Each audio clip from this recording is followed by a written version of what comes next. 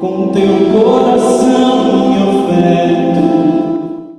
Aquele que te criou sem a tua vontade não te salvará se tu não queres.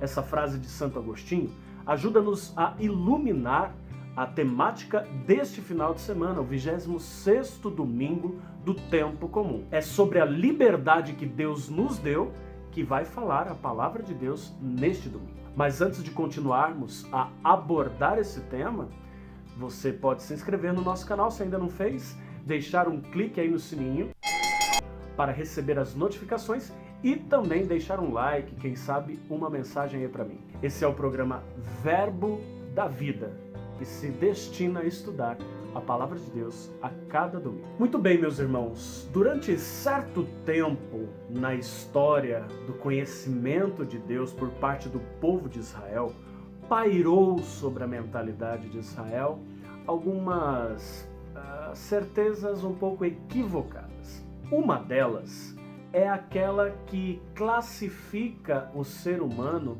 de modo irremediável. Esta mentalidade errônea que pairou sobre o coração e o sentimento religioso de Israel em muitas fases da antiguidade e sobretudo no tempo do exílio da Babilônia. Este grupo aqui é o grupo dos fiéis. Aquele ali não, aquele ali é o grupo das pessoas que não obedecem à lei de Deus.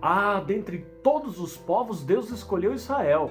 Quem não está em Israel, quem não é israelita, quem não é circuncidado, então é um pagão, é um rejeitado por Deus. Ora, esta mentalidade está cheia de equívocos. Deus não pensa assim, Deus não é assim, Deus não julga deste modo. E o próprio Deus cuidou de suscitar no coração de Israel vozes que contrariassem esta errônea interpretação de seus sentimentos para com o povo. Uma dessas vozes é sem dúvida a voz do profeta Ezequiel, que aparece no texto da primeira leitura desse domingo. Ezequiel nos mostra na primeira leitura que as realidades da salvação não são tão estagnadas assim. Deus, ao olhar para um pecador, não vai tratá-lo sempre como pecador se num determinado momento ele acolher a graça do arrependimento e se converter e voltar-se para Deus. Ora, a partir daquele momento, Deus se alegra e passa a vê-lo como alguém que deseja mudança. As classificações estagnadas geralmente são fruto das nossas projeções. Nós somos assim. Nós não enxergamos o coração de uma pessoa e por isso julgamos esta pessoa por sua história ou por a sua aparência.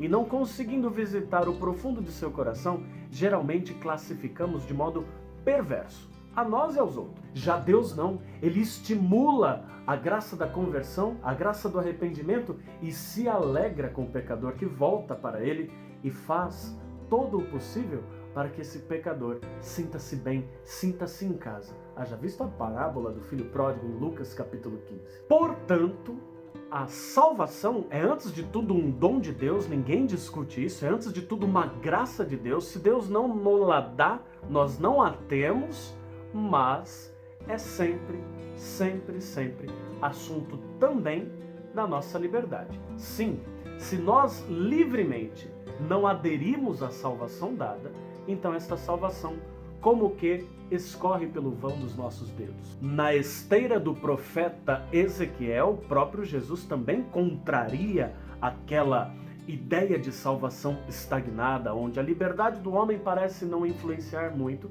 e Jesus põe em causa sim, põe em evidência sim, de que o homem é livre e precisa escolher acolher este dom que Deus nos dá. As pessoas que trilharam já um caminho de autoconhecimento e percebem a fragilidade, a debilidade das próprias forças, a inconstância do próprio caminho, essas pessoas poderiam se perguntar: mas por que é que Deus sujeitou um assunto de tanta importância como a salvação a algo tão fraco como a nossa liberdade de escolha? Será que Deus não sabia do risco que ele estava correndo? Risco de nos perder, risco de sair decepcionado conosco? Ora, Deus de tudo sabe. E claro que ele sabia deste risco de o abandonarmos. Mas em seu maravilhoso plano criador, nosso Deus sabia que a liberdade que ele incutiu no coração do ser humano, feito à sua imagem e semelhança, era o melhor reflexo da sua divina liberdade. É belo que o homem e a mulher sejam livres, porque se eles são livres, apesar de terem em si a potencialidade para se apartar de Deus e cair em pecados terríveis, viver uma vida perversa, também é verdade, por outro lado, que se eles se puserem no caminho do amor, da obediência filial a Deus, esse caminho será lindo. Tão lindo justamente porque não obrigatório, mas fruto de uma escolha do homem, que pretende responder com generosidade ao seu Criador. É belo quando, por exemplo, no Dia das Mães ou no Dia dos Pais, os filhos se põem a homenagear os seus pais com liberdade, com gosto, com alegria. É muito triste, no entanto, quando eles fazem essa homenagem apenas exteriormente, pro forma, para cumprir um protocolo, ou nem fazem porque no fundo não é muito... Tocou uma buzina aí. Continuando, nem fazem essa homenagem porque no fundo essa naturalidade e fluidez dos sentimentos, das emoções, dos afetos não é verdadeiro. Ou numa empresa, quando os funcionários percebem que está chegando o aniversário do seu patrão e resolvem fazer-lhe uma homenagem, a gente percebe pelo clima quando essa homenagem é só bajulação, é só para cumprir um protocolo. E, por outro lado, se percebe também quando ela é feita de coração por causa do bem-querer que os funcionários têm por seu bondoso patrão. Ora, esses exemplos são só metáforas. Deus é maior que nosso pai, que nossa mãe, é mais perfeito em seu amor. Ele não é um patrão, ele é verdadeiramente um pai. E ao deixar-nos livres, ele correu o risco de que nós feríssemos o coração dele. Mas, ao mesmo tempo, correu o bonito e bondoso risco de que nós pudéssemos ser generosos no amor, na adoração, na obediência, no discipulado devidos a Ele. E isso seria um caminho muito belo, justamente porque livre. Lembremos-nos de que aderir a Deus e ao Filho que Deus enviou para nós, Jesus, nosso Salvador, não é algo apenas discursivo que se diga da boca para fora. Ninguém acredite, por favor, que basta dizer eu aceitei Jesus para que isso entre em ação na sua vida. O aceitar Jesus implica colocar-se no seu caminho e fazer a sua vontade. O aceitar é mais do que um discurso, é mais do que dizer Senhor, Senhor. Sim, aplicar-se a colocar na própria vida em prática o seu evangelho. É por isso que na parábola Jesus faz o elogio daquele filho que não queria num primeiro momento trabalhar na vinha de seu pai, mas depois de ter dito não, de ter feito corpo mole, vai ao encontro do trabalho e trabalha com garra. Ele muda de postura e essa mudança de postura alegra o pai. O pai poderia ter considerado a coisa de modo estagnado.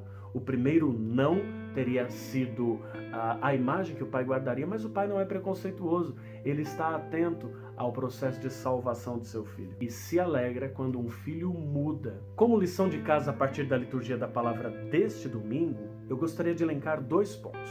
O primeiro é: não julgue ninguém pelas aparências e nem mesmo pela sua história precedente. Pode ser que alguém tenha trilhado um caminho de erro, de pecado durante muito tempo em sua vida. Mas quando opta por Jesus, faz essa opção bem feita, profunda, e é generoso em sua resposta e avança nos caminhos da santidade. E que triste se uma comunidade fica julgando essa pessoa sempre por causa de um seu primeiro momento, sem enxergar a ação da graça de Deus depois. Por outro lado, nós que somos cristãos, católicos, já comprometidos, temos que ter muito cuidado para não nos colocarmos como os anciãos e sacerdotes a quem Jesus conta essa parábola de hoje, numa postura de presunção. Este é o segundo ensinamento. Não sejamos presunçosos. Não acreditemos porque já estamos a caminho com Jesus há um certo tempo, porque já participamos desta ou daquela pastoral, deste ou daquele serviço de igreja, porque nascemos numa família católica, então está garantida a nossa salvação, somos abençoados. Os outros são os outros. Essa mentalidade não é cristã, não agrada o coração de Cristo e não nos faz crescer. No fundo, nós precisamos todos os dias tomar conta da nossa própria liberdade e perceber que a gente pode pôr a perder um caminho bem feito durante muito tempo. E assim corremos o risco de escutar de Jesus no dia do nosso juízo: os publicanos, as meretrizes vos precederão no reino do céu. Cuidemos de confirmar a nossa vocação e eleição. Pensemos nisso.